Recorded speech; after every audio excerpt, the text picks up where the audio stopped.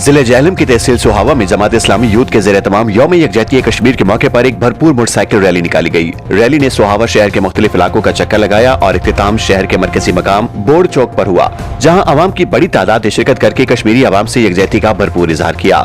Report इमदाद चौहान, सुहावा, और आप देख रहे हैं आज तक। आप देख रहे हैं आज तक न्यूज, खबर सच के साथ।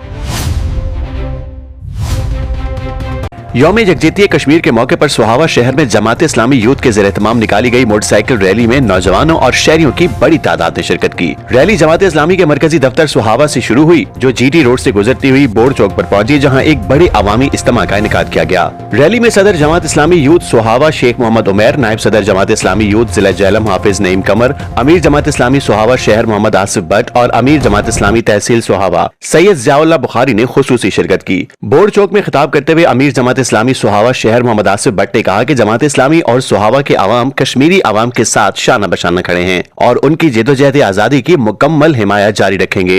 बादशाह अमीर जमात इस्लामी तहसील सुहावा सैयद ज़ियाउल्लाह बुखारी ने खिताब करते हुए कहा कि हुकूमत पाकिस्तान कश्मीरी अवाम के साथ अमली यकजहती का मुजाहरा करे, ताकि मकबूजा कश्मीर में मुसलमानों की जान, माल और इज्जत व आबरू का मुअस्सर तहफ़्फ़ुज़ यकीनी बनाया जा सके। रैली के अख्तिताम पर एक कम उम्र बच्चे की पुरजोश तकरीर ने शुरा के जज्बात को मजीद उभार दिया, जिसमें उसने कश्मीरी अवाम से मोहब्बत और यकजहती का भरपूर इजहार किया।